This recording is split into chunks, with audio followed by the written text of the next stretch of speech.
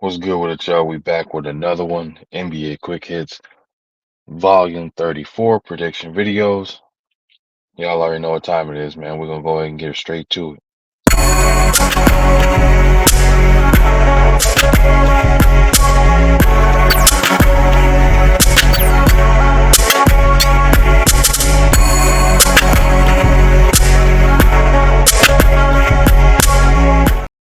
What's good with it, y'all? Welcome back to A1 Hoop Zone. Back at y'all with another one, man. NBA Quick Hits, Volume 34. Prediction videos, man. But before we get into that, y'all, please accept my apology. My prediction record at the bottom had a mishap there. This is correct now. 507 wins and 326 losses, but we're gonna continue to put separation in that joint, man. Just wanted to make sure, the video I had put up yesterday had the wrong one on it, so I had to make sure that was corrected. So just wanted to get that out the way right away. But y'all already know what to do, man. Smash that like button, sub to the channel if you're new. Let's go ahead and dive into it, man. So we got 4 games today, so there's gonna be a quick in and out. We ain't gonna take up too much time on this one. We got the Grizzlies versus the Pelicans. John Morant gonna be making his return. Obviously, the Grizzly faithful are super excited about that.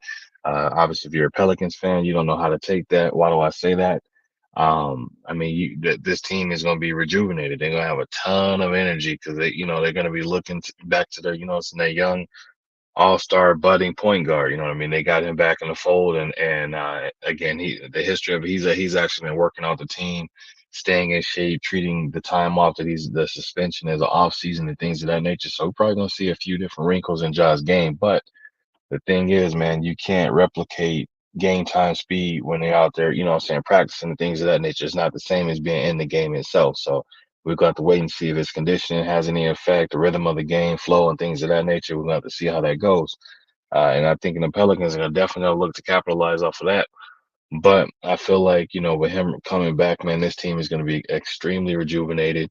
Kind of putting him right back into everybody going back into their original positions and things of that nature, man. So Pelicans got their hands cut out for him. Zion's got to show up and show up big. You know what I mean? CJ McCollum, Brandon Ingram, all those guys, they're gonna have to make sure that they tame that beast early. Because if what I'm saying, if he come out there and he go off early and that Memphis team builds their confidence and they start playing like the Memphis team, what I'm saying, we saw, I would say prior to the suspension, it's gonna be a long night for them. It's gonna be a long night. But on the prediction side of this, who I have winning this one.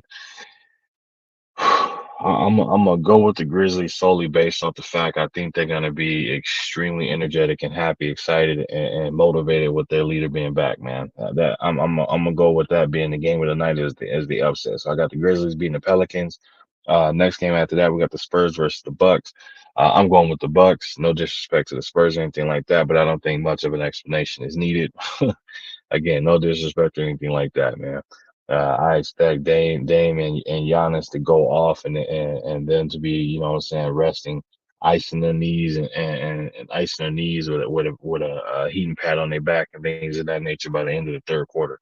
So I got the Bucks beating the Spurs. Next game after that, the Suns versus the Blazers. Again, same situation, no disrespect or anything like that to the Blazers, but I got the Suns beating them over the head with a skillet. I got the Suns winning that one, man.